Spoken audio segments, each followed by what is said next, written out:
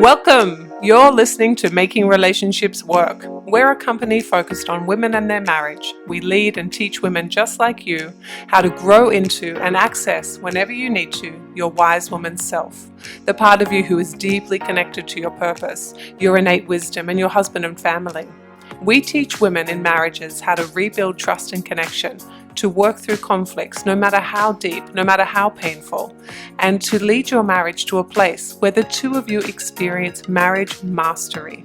This podcast is about learning the systems and techniques that truly work to reconnect you back into your marriage so that you can experience the freedom that comes with a masterful marriage.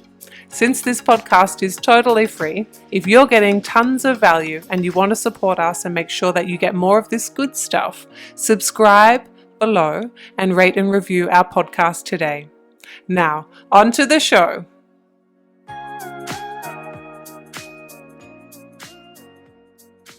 Hello, Women Making Marriages Work. Hello, Making Relationships Work, our podcast and our YouTube channel. It's really lovely to be back with you here tonight.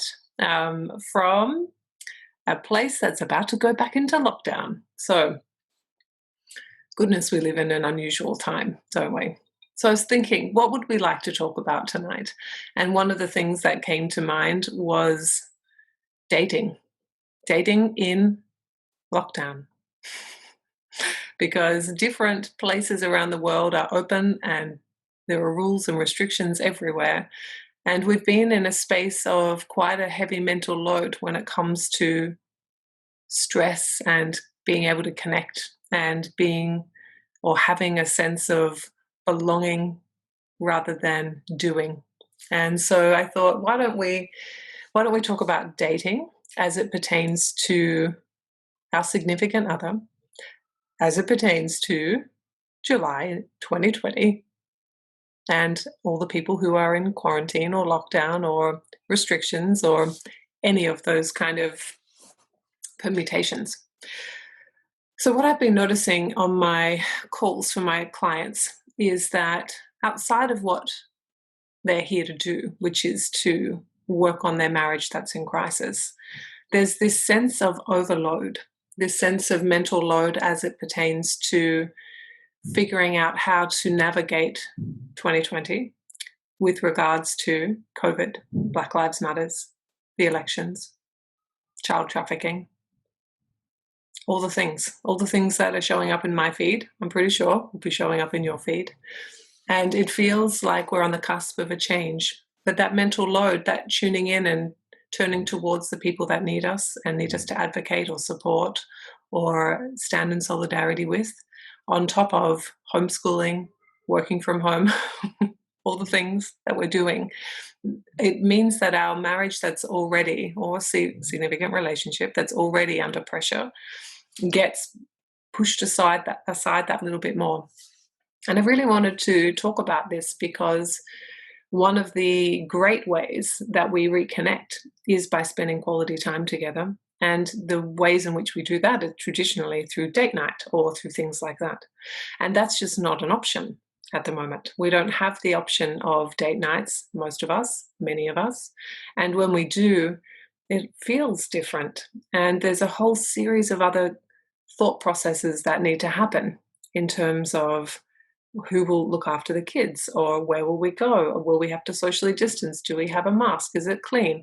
Do we, have we got the sanitizer? Where will we go and will it be open? All the things that we now consider that we didn't consider a few months ago are contributing to this load of perhaps it's just easier not to do it, or I'm fatigued by the day of figuring out how to navigate a normal day in unusual circumstances. And so I'm kind of too tired to navigate again, going and doing something or creating something at home. I'll just leave it and we'll zone out and watch TV or Netflix or go talk to my mom or what have you. And what is happening is the mental load that we, particularly as women, are under is really impacting our sense of desire to want to reconnect with others. And yet, what we know is that reconnection and injecting energy into our relationship bolsters it against stress. And so you see that we're stressed, so we're not and so we're tired, because when we're stressed, we're burning energy and using our bodies in ways that physically make us tired. And so then we rest, but we don't invest in a connected relationship with our spouse. And when we don't invest in that because we're resting, which is not a bad thing, just illustrating my point, when we are not investing, then our sense of energy in the relationship and that sense of us against the world and we got this starts to dwindle. And if you're here and listening to this already, chances are your marriage is already dwindling in energy and sense of love and connection and belonging. And so we have this kind of melting pot of I'm carrying a load because of the circumstances of life, which makes me want to kind of protect my energy and who I am, which is not a bad thing. I don't want you to not do that. However, I want you to be aware that every time you don't invest in your marriage, it's costing the marriage in terms of energy and connection and us against the world. And so we find ourselves with a choice, as always, a choice to be able to do things differently. Now, those of you who have a young family and work from home and are doing all the things will know that the idea of creating a date night, even at home, after you've done all the things all day and made all the decisions all day, it kind of feels too much. But what if I was able to communicate with you the importance of doing something once a month, once every 2 weeks, where it's focused time that's carved out ahead of time and planned so both of you know what's coming. And the goal is fun.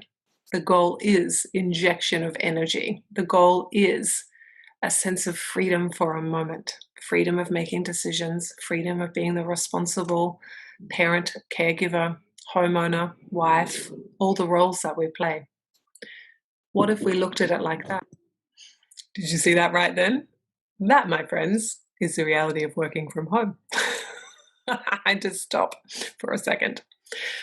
So I've really wanted to spend some time tonight talking about the importance of inviting fun and levity into your life and how we can do those things in small ways from a sense of individual access to fun, in the sense of me and you and me, you and your husband or partner, their sense of fun, and the sense of fun for the family.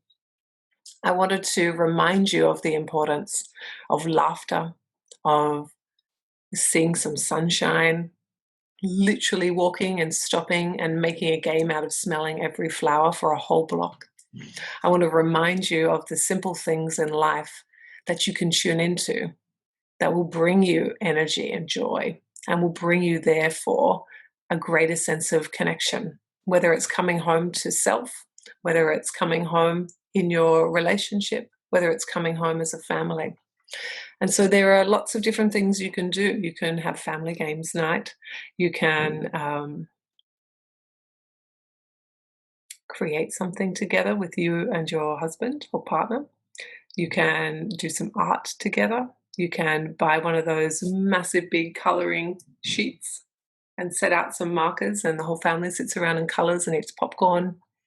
You can have a night where you mix up different drinks and name them. You basically can do whatever you want to. But what's most important is that you set the intention around scheduling fun and it becomes something that we all look forward to. So family games night for us happens on a Friday night, sometimes also a Saturday night. Family fun like that happens sprinkled throughout the days pretty openly, to be honest. But in terms of what you do with your partner, I think you need to really make a priority of scheduling that, because in the scheduling comes the commitment, and in the commitment comes the you're important to me. And if we need to reschedule it, we do so within 24 hours. We don't put it off, because there is nothing more important than you and the way that you interact with the people that you love. And so, if you're not scheduling this, if you're not allowing yourself the gift of joy and connection every day in some form or another, then you're going to start to feel lonely and isolated. You're going to start to feel separate and disconnected. And in that sense of separateness and disconnectedness and loneliness comes this downward spiral. And when you're on a downward spiral, it's really easy to gather momentum. And so, what we need to do is to interrupt that and to help you find some safe footing so that you can create the life that you want, even in these unusual circumstances, even when you're not sure what tomorrow will bring, or next month will bring, or when the end is in sight of this experience that we're sharing together. And so, what we're always looking to do is to schedule times to connect. And so, tonight we're talking connection with partner, but I also want you to think about connection with self. So, sleeping is important, but so is a nice bubble bath, or a walk, or a stretch, or some yoga, or some football. I don't know, whatever it is you like. I want you to find the space to give yourself that. And whatever your family likes, I want you to carve out the time to give yourself that. And the intention is to enjoy each other. So it doesn't need to go for hours. If it only lasts 15 minutes or 20 minutes, but it was good connected time, that's a win. That's energy in the bank account. And that energy serves as a buffer, a protective element to whatever relationship you're considering, whether it's your children in the family, whether it's your husband or partner, whether it's yourself. So we're always looking to feed energy and to move energy in positive ways that allow you to stay connected, because in doing so, we're giving you a sense of protection, a beautiful container, a lift in energy, and a sense of belonging, peacefulness, gratitude, happiness, joy. And that, my loves, is the silver lining of living intentionally and living in the circumstances that we find ourselves. And that's my gift to you today. So if you wanted to, leave me a message below and tell me how you live intentionally, and tell me what you do to connect every day in every way with somebody, yourself, of course, but also your partner, your husband, your children. I really want to know. Tell me how you do that. Share your ideas so that others can learn from you as well. We're all in this together, and it's our community that lifts us. So let's be that community for each other. All right, I'll talk to you soon. Bye. Thank you for tuning into today's show. If you're feeling fired up and you're ready to grow and you want to know more about how to do that, here is what I want you to do now. I want you to watch my marriage masterclass. This masterclass will show you how my clients have turned their struggling marriages into thriving marriages, even without their husband's buy-in. How my clients have gone from cycles of poor communication, disconnect and loneliness to being teammates and soulmates with their husbands again, even after they've already tried everything. And the proven system my clients use to start transforming their marriages in minutes, not years, because life is too precious to waste one more minute in an unhappy and unfulfilling marriage. So if this is what you're looking for, I want you to click the link below and take a look